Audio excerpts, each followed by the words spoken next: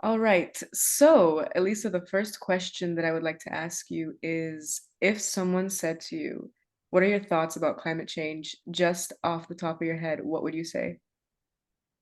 So probably off the top of my head, I would say that climate change is obviously a very critical and urgent issue. I think it requires immediate attention, but I feel like it just definitely isn't discussed enough every day in life or like to the youth. So I Right. think it kind of needs like collective action because climate change is like obviously happening because of all the human activities like worldwide, not just in one spot, right? Yeah, that makes sense. That's totally valid. And the second question that I have for you is knowing a bit about climate change from your experience and what you have heard in the news and learned in the classroom, how do you feel about the future of climate change and what it predicts? Honestly, I think of right now, I think the future with climate change predicts something quite bleak and it should be like very concerning. Like even Right. I just read something in the news about like in Antarctica, there was a study, and since global temperatures are rising and the sea ice is melting, researchers found that like flowers were actually blooming in Antarctica, which is probably not the best thing going over, Wow.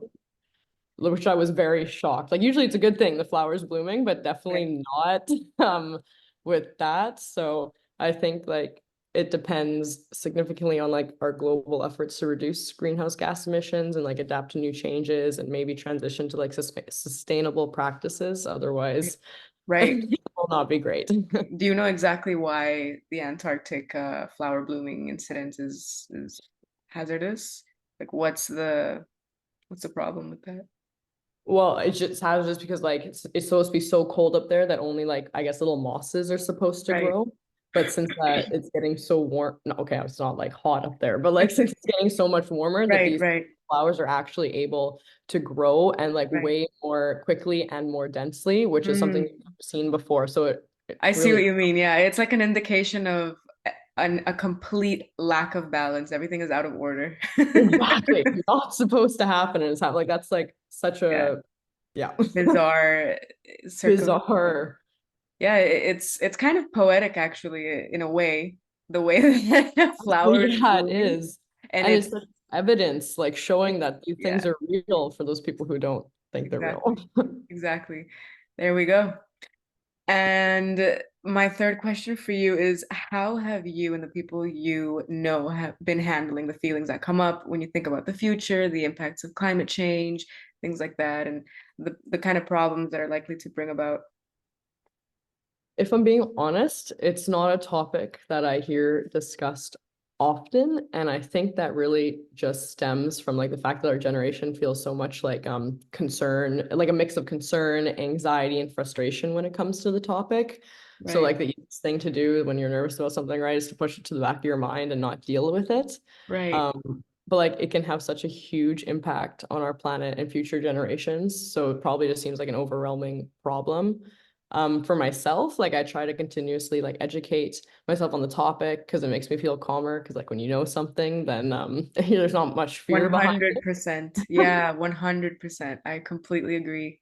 right? Exactly. No, with anything, not even this, but like with anything, if you know something about it, you're usually less scared of the facts or whatever. So like I kind of encourage my friends to do the same, and like when it does come up, to do that because like it just alleviates a bit of the fear and anxiety, and then maybe you can figure out little things that you can do to help or to prevent. Yeah, yeah, that's actually a really good point. I completely share that sentiment. I feel like when you have an understanding of what the consequences are, what the like problems are, it's so much more relieving. It's so much more easy to navigate it without being like 100%. overwhelmed with not knowing what to do and also just the feeling of being burdened by something that you know is going wrong. 100%. Like with anything, even like an assignment in school, when the Yeah. professor's talking about it, I get all nervous. But then when I open up the like the PDF, like, oh, okay, I understand this or that. And it makes it feel better instead of that unknown. And that brings me to my fourth question, which is who and or what forces have resulted in our being subject to the impact of climate change?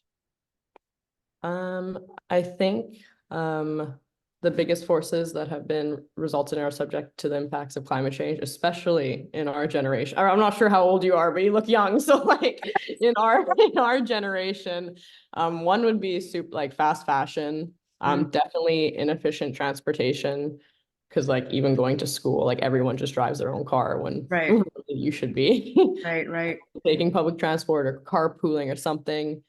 Single-use plastics for sure, like at the food courts or anything. I think fast fashion though is a really big one. It's like grown so much in popularity over the That's years, and like true. why would you go to Aritzia and pay $100 for a t-shirt when you can get 15 t-shirts from one of those Value websites? Village. Yeah. Value Village, exactly, anything like that, right? So, um, but yeah, what else did I put down here?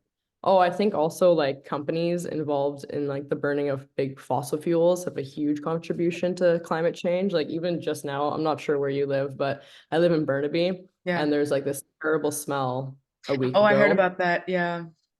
Oh my God, like that, and like there's flames coming out of the factory, and it's like you're just Yeah. thinking like this is just one factory in like a small city like in Burnaby. So imagine what's going on around the world.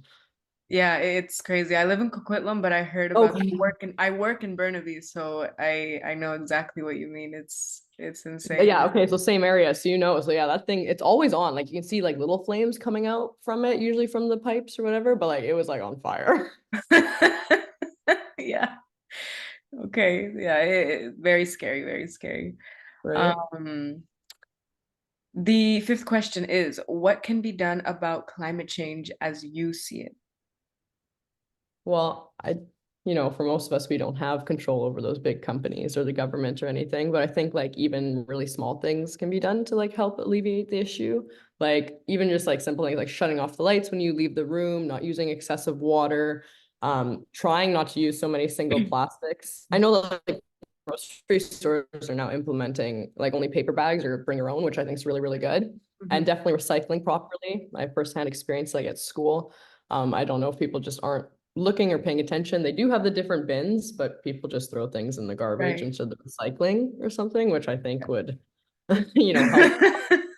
Um, even like trying to use a more fuel efficient car or carpooling to school or to work, I think is really important. I know some businesses are trying to encourage people to do that by giving like free parking spaces to those who Mm, carpool, and the rest of mhm. the people have to like park far away from the building or something. So I think that's Yeah. a really good initiative by businesses, but it's Yeah. definitely a collective issue. So even like little things would help. Yes, I think that's actually a very good point, how you talk a lot about the collectiveness of it. It's so important to work everyone together and do even a small part or a big part, and it adds up. It totally adds up. It totally, like even when you think like, oh, I'm one person, I can't do anything. But if everybody does a little Yeah, something, yeah. If everyone's on the same page, it definitely helps. I think that's a really good point, collectivity. And now we're going to shift gears a little bit and do some other more intricate questions. One of them being, in looking at climate change so far, what ideas, projects, or approaches have you heard about that have invited you to feel the most curious or optimistic? I think the main one, I don't know why this was such a shock for me, but I really think that electric vehicles are making me feel like pretty optimistic just Okay, because it's such a promising solution to reduce carbon emissions. Like, right. and now people are trying to develop like more affordable and longer range electric vehicles, which would entice people even more. Like, even a personal example, like my dad was like so against electric vehicles, he has to drive really far for work. Yeah, And it was just like I can't have that. I don't want to be stopping every 2 hours to charge my car. And what if I get stuck in the snow somewhere, right? But yeah. now they have been like making these improvements and everything. Like Mhm. our next car is going to be electric. He already said that. So I thought that was pretty interesting because he usually doesn't change his mind. So that can say a lot about other people as well, right? Yeah, yeah, that's good. Yeah, yeah, yeah. Upgrading the technology. Right? So much upgrading technology. I Good. also think I read some studies, I can't remember where, but like about projects involving like reforestation and conservation efforts of like marine habitats. And I think that's great ways of like restoring the ecosystems and preserving the environment and contributing to climate resilience. Mm. Like, I think that'll be a good start to bring things back to how they were, maybe not exactly how they were before we were here, but at least help reduce the carbon footprint that we have left Right, on Earth. right. Yeah, that's a great idea. Yeah. I like that. And what kind of things could universities, communities, and businesses do that would be actually helpful to young people specifically in responding to the impacts of climate change? For young people, for sure. I think like universities could do a lot to help students become more educated on the matter, and like maybe more if it was just a part of everyday life, like not even big things, but just like constant reminders. Because I feel like I said before, like it kind of slips the minds of a lot of people, and then you realize, oh my God, there's flowers blooming in Antarctica. Like something's really, really wrong. Like, for example, it could be through like climate change, like education programs, or just like mentioned in classes, or maybe posters, or because like if we're young people, especially if we're not continuously reminded of something, Mm. it what do they say, like out of sight, out of mind. Yeah. That's so true. So I think that should definitely be something. Like, I don't know if it's people are in a rush or they just don't care, but like I said before, putting garbage or recycling in garbage bins, or just even little things like that. Right. Like, I think it was taught at a young age. I Yeah. remember in like grade 1 or 2, but then after that, it kind of stopped everything about Earth and like Earth Day and like climate Yeah. change. That's actually true. That's a good point. Yeah, I remember I don't think we're too far in terms of generational gap. And I remember I'm like 22. I'm 22 I'm right now. 26, so Okay, it's same really thing. close. Same, it was Yeah. the same thing. And yeah, I remember there were a lot of efforts, like a lot of campaigning in schools and stuff to do a lot of like Exactly. the reuse, the 3 R's were a big thing. Yes, the three. Recycle, yeah. Yeah.